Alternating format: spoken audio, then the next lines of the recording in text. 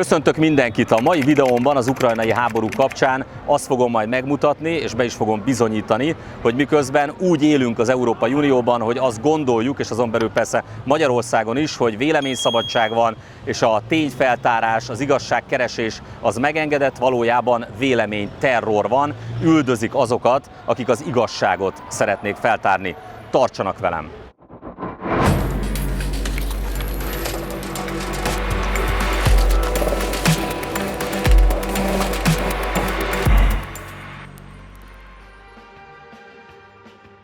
Sjećam se kad su bila samo dva kanala, politika se čitala i pila C kafa. Gledao se Dnevnik u polosa svakog dana, tamo uvek ista priča, uvek jedna ista banda. Tad je bilo lako da se širi propaganda, narod je verovao u reči sa ekrana. Nije bilo mesta da se čuje druga strana, sve dok negde preko nije došlo do promene plana. Sistem te laže, ne veruj šta ti kaže, ovaj život je borba od rođenja do groba, zato ustani odmah.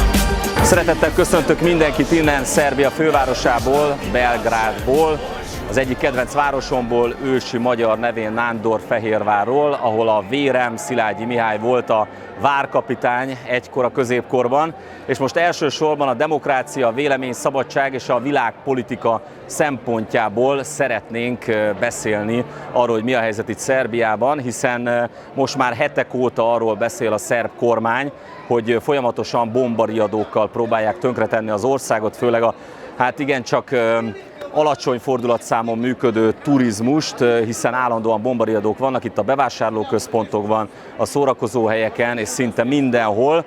És kiderült, és a szerb kormány arról beszél, hogy ez egyfajta terrorizmus, hiszen a véleményterrorról szól ez az egész történet, arról, hogy Szerbiát ezzel próbálják külföldről büntetni amiatt, mert nem hajlandó Oroszország ellen szankciókat elrendelni, nem hajlandó csatlakozni az az őrülethez, ami elsősorban arról szól, hogy az ukrajnai háborúban Oroszországot próbálják megfojtani, ehhez ugye Szerbia nem hajlandó csatlakozni, és emiatt nagyon komoly támadások érik egész Szerbiát. Itt vagyunk tehát Belgrádban, ahol óriási vita kerekedett a mögöttem látható falfestményből, ami ugye Putyint ábrázolja, az orosz, illetve a szerb zászlót ábrázolja egymás mellett, és a Brat felirat szerepel, ami testvért jelent, tehát a két nép testvériségéről szól ez a falfelirat, és ebből óriási viták voltak, hatalmas konfliktusok voltak itt Belgrádban, és láthatjuk, hogy azóta valakik igyekeznek átalakítani ezt a falfestményt, nyilván olyanok, akik nem az oroszok oldalán állnak, ennek ellenére azért a szerbek túlnyomó többsége az oroszokat támogatja, és ugye Szerbia nem is támogatja a szankciókat, de amint látható, itt is vannak azért olyanok, akik inkább a NATO vagy az ukránok oldalán állnak.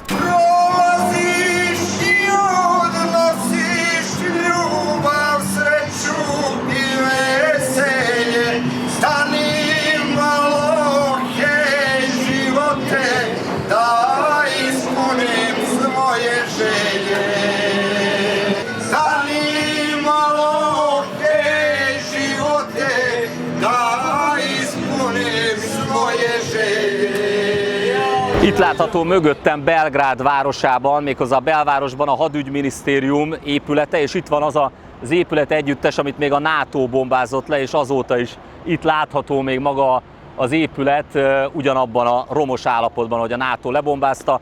Úgy látszik, hogy ez akkor sem zavarta a világot, most sem zavarja a világot, tehát a NATO-nak lehet azt, amit másoknak nem lehet. Ne veruj šta ti kaže, ovaj život je borba od rođenja do groba, zato ustani odmah.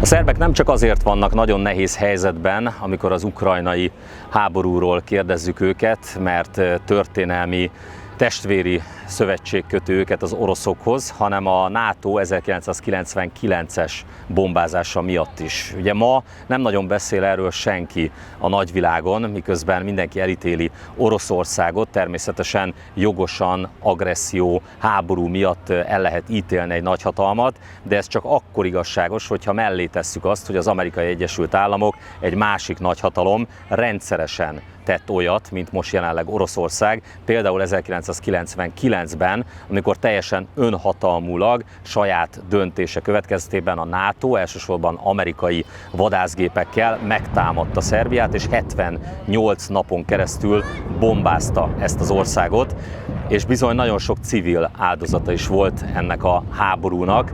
A Human Rights Watch szerint kb. 500 civil halott lehetett, míg a szerbiai becslések inkább 1500-2000 civil áldozatról szólnak, de hogyha megegyezünk egy középértékben, akár mondjuk 1000 civil áldozatban, az is nagyon sok, annál is inkább, mert itt a mögöttem látható emlékmű az arról szól, hogy 1999-ben bizony sok gyermek is meghalt a bombázások során, és függetlenül a politikától, hiszen én magam itt voltam, akkor Szerbiában átéltem a bombázásokat, függetlenül attól, hogy kinek mi a véleménye a politikáról, remélem, hogy abban mindannyian meg tudunk egyezni, hogy az ártatlan áldozatok, és különösképpen az ártatlan gyermek áldozatokról beszélni kell, ki kell állni az ártatlanok mellett, és nem csak Ukrajnában, ahol szintén szörnyű dolog az, hogy gyermekek is meghaltak már a háborúban, de el kell mondani, hogy az amerikai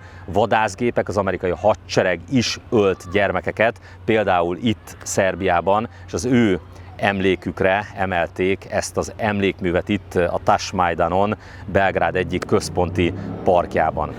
Függetlenül attól, hogy ki mit gondol Szerbiáról és a szerbekről, mindenkinek fel kell tenni a kérdést a világ minden pontján, Magyarországon vagy éppen az Európai Unióban, hogy hogyan lehetséges az, hogy amit lehet az egyik nagyhatalomnak, azt nem lehet a másik nagyhatalomnak. Miért nem beszélnek a teljes igazságról sehol, sem Brüsszel, sem az Egyesült Államok fennhatósága alatt lévő országokban.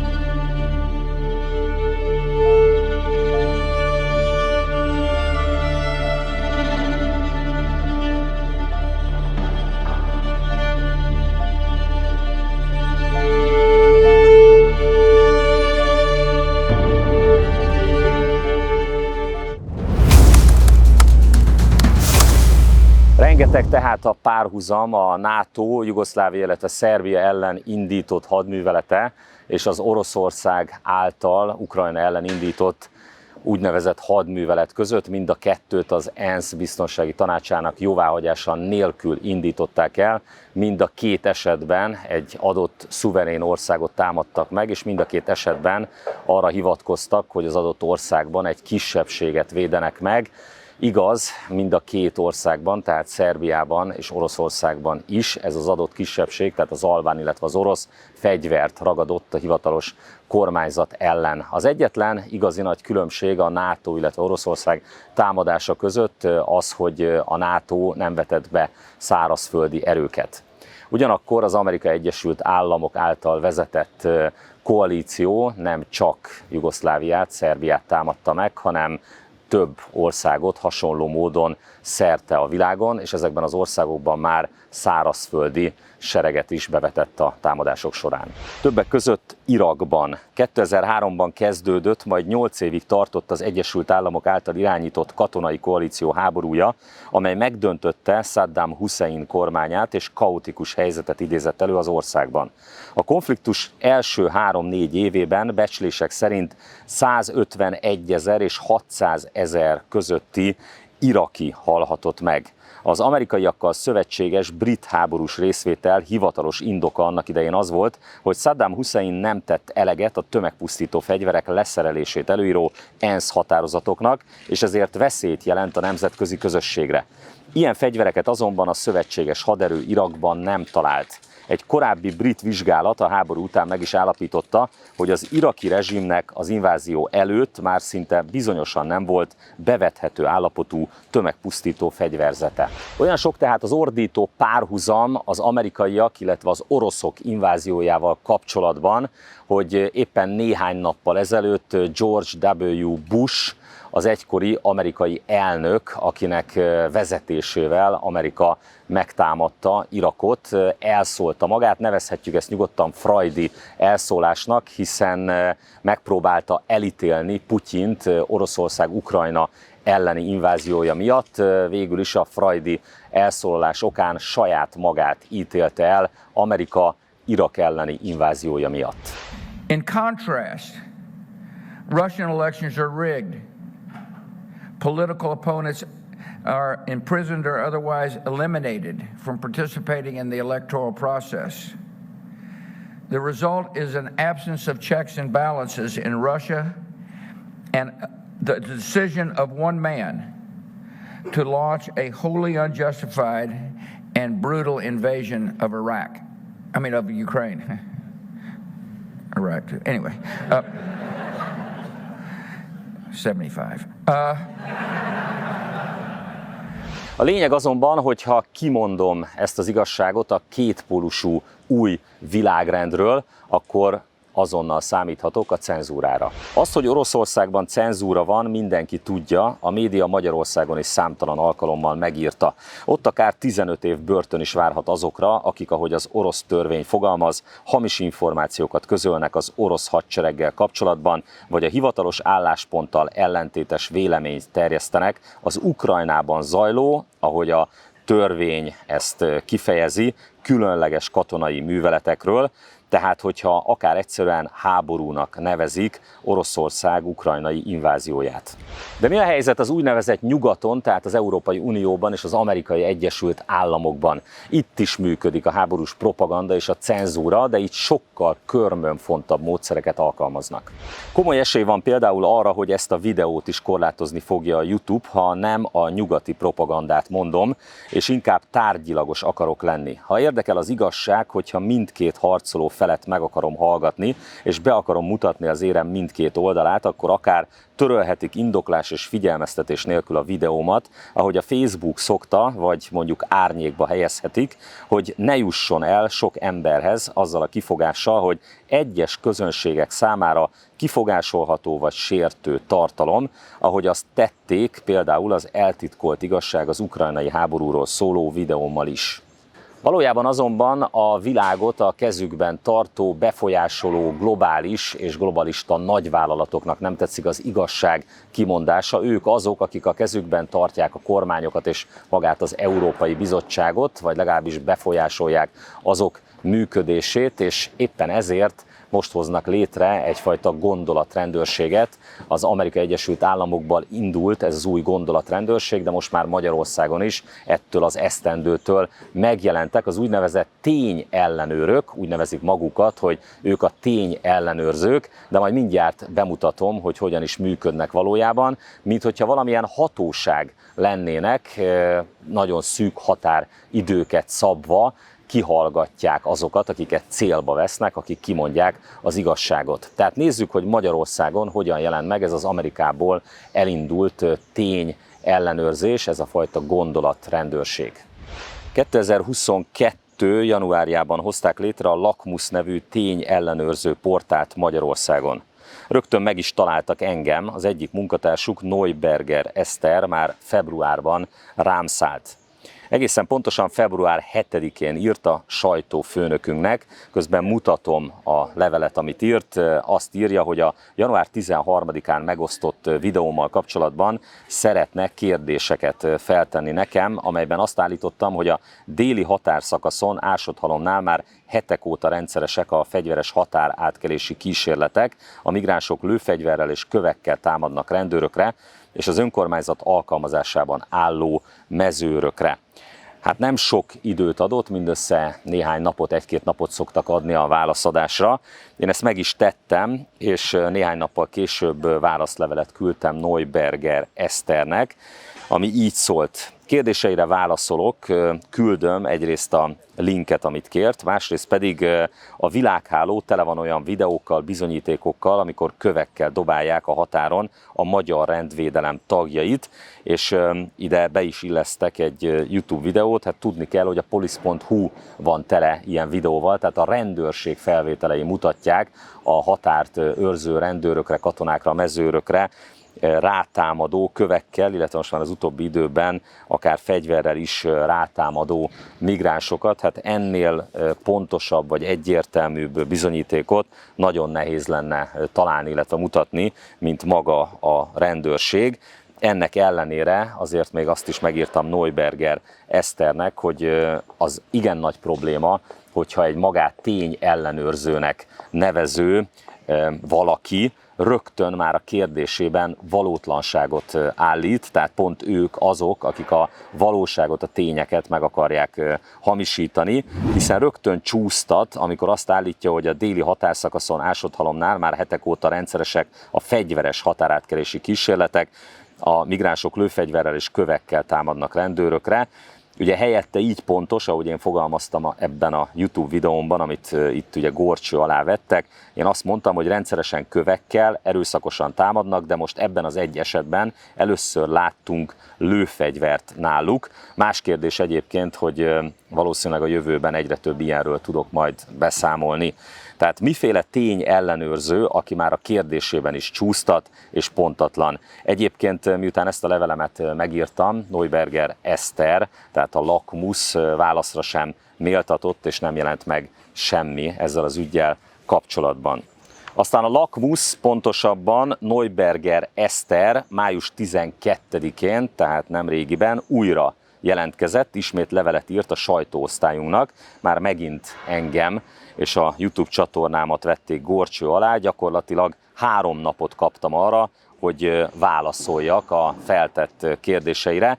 Ez képtelenség volt. Mutatom Neuberger Eszter, a Lakmus úgynevezett tény ellenőrének a levelét, amit nekem írt, ki is nyomtattam. Ez 7 oldal. Ez 7 oldal, amit kaptam tőle. Ebben a 7 oldalas levélben Neuberger Eszter górcső alá veszi az ukrajnai háborúról szóló YouTube videómat, és itt hát egészen elképesztő kérdéseket tesz föl. Most egyszerűen a videónk időkorláta miatt nem olvasom föl az összes kérdését. Maradjunk annyiban, hogy ismét, ugyanúgy, mint az előző esetben, megpróbálja kiforgatni az én mondataimat. Tehát vissza kellene nekem keresni a korábbi, az eltitkolt igazság az ukrajnai háborúról szóló videó minden egyes percét, és egyenként cáfolni azt, amit ő itt felvetett. Ez képtelenség volt, hiszen Neuberger Eszter ismét erre a rendkívül sok felvetésére mindössze 3 napot adott nekem, hogy a válaszomat elküldjem. Hát azért nekem más dolgom is van, mint a hatóságként viselkedő úgynevezett tény ellenőrök kérdéseire válaszolni. Ott vannak a bizonyítékaim, és a YouTube úgy is megtenné, hogy abban a pillanatban, ahogy én álhírt vagy hamis információkat közlök, azonnal ő maga is tiltana, hiszen állandóan árgus szemekkel figyel engem, ezt a videómat is úgynevezett árnyékba tette, tehát csak korlátozottan lehet elérni. Nyilvánvalóan ennek, amit Neuberger Eszter és a Lakmus csinál, egyetlen egy célja van, az egyik az, hogy hitelteleníteni engem, illetve akiket kipécéznek, másrészt pedig, hogy az energiáimat felemészszék. Így aztán Neuberger Eszter meg sem várta a védekezésemet, május 17-én már meg is jelent a cikk, Putyin háborús propagandáját viszi magával a parlamentben a Mi Hazánk címmel. És természetesen a globalista média gyorsan át is veszi a cikket, még aznap a 24.hu-n is megjelent, de még a jobbikos bulvárportálon is megjelent, mutatva, hogyan állt be a Jobbik a globalisták közé. De kik is valójában ezek az úgynevezett tény ellenőrök? Mi ez a nagyon fura hatóságszerű képződmény? Most vegyük mi górcső alá őket, ahogy ők szoktak minket, akik az igazságot keressük, és hát nem véletlenül állok itt az Amerikai Egyesült Államok nagykövetsége előtt. A Lakmus munkáját tanácsadói testület segíti, amelynek tagjai kizárólag ugyanahoz a globalista körhöz tartoznak. Nézzünk néhány nevet. Kaproncai Stefánia, a TASZ ügyvezető igazgatója. Kotrocó Róbert, az RTL Magyarország hírigazgatója. Marius Dragomir, a CEU, más néven Közép-Európai Egyetem, tehát a Soros-féle egyetem egyik igazgatója, Martin József Péter, a részben Soros György által finanszírozott Transparency International magyarországi ügyvezető igazgatója, vagy például Pardavi Márta, a Helsinki Bizottság társelnöke. A Helsinki Bizottságot Soros György alapítványa és egyeteme mellett a svájci OAK alapítvány finanszírozza. Az OAK alapítvány támogatásaival kapcsolatban egy olyan testület mutat irányt, amelyben az OAK alapítvány elnöke Douglas Griffiths mellett Barbara Rothschild szintén ott ült, tehát nem maradtunk Rothschild család nélkül most sem. És mivel az RTL is szerepel a felsorolásban, jegyezzük meg, hogy a csatorna üzemeltetője a luxemburgi RTL Group, aminek a tulajdonosa a Bertelsmann. A Bertelsmann egy németországi székhelyű magán multinacionális globalista konglomerátum. A Bertelsmann a tulajdonosa annak a cégnek is, amely a Facebook cenzúrát végzi, amely brutálisan elfogult. Mindezek után nem meglepő, hogy a Lakmus fő támogatója és vélhetően kezdeményezője valójában a jellemzően globális nagyvállalatok tenyeréből falatozó Európai Bizottság. Az ő támogatásukkal működik a Magyar Digitális Média Obszervatórium részeként.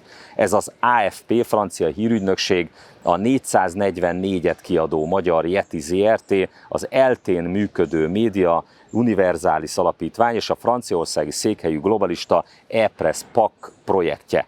A Lakmus.hu csapata jelenleg 3 állandó munkatársból áll. A portál főszerkesztője a Direkt36 nevű portálról ismert Zöldi Blanka.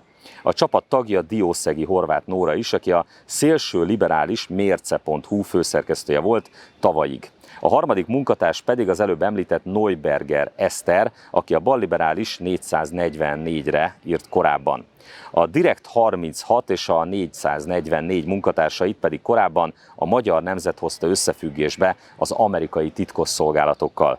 A Direkt36-os Panyi Szabolcsról a lap azt írta, hogy újságíróként amerikai titkosszolgálati csoportokhoz van bekötve, olyan csoportokhoz, amelyek jó kapcsolatokat ápolnak az amerikai demokrata párttal.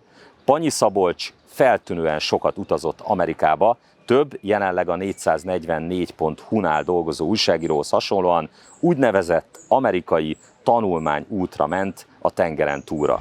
Láthatjuk tehát, hogy mindkét nagyhatalom az új kétpólusú világrend két oldalának vezető katonai ereje, Oroszország és az Amerikai Egyesült Államok is cenzúrát alkalmaz, de míg Oroszország egy nagyon durva és nagyon direkt módon alkalmazza ezt a fajta háborús propagandát, és persze a cenzúrát is, 15 éves börtönbüntetést is kaphat az, aki a hivatalos állásponttal szemben valamit megfogalmaz, addig a nyugati oldalon, amit persze az Amerikai Egyesült Államok és a mögötte álló globális nagyvállalatok uralnak, sokkal körmönfontabb eszközöket használnak, de ugyanígy üldözik az igazságot, ugyanígy üldözik a tényfeltárást, hogyha elmondjuk azt, hogy az amerikaiak gyakorlatilag ugyanazt megtették már nagyon sokszor, amit most Oroszország megtesz, akkor számíthatunk arra, hogy a tény ellenőrök, mint egyfajta hatóság, megjelennek, próbálják az embert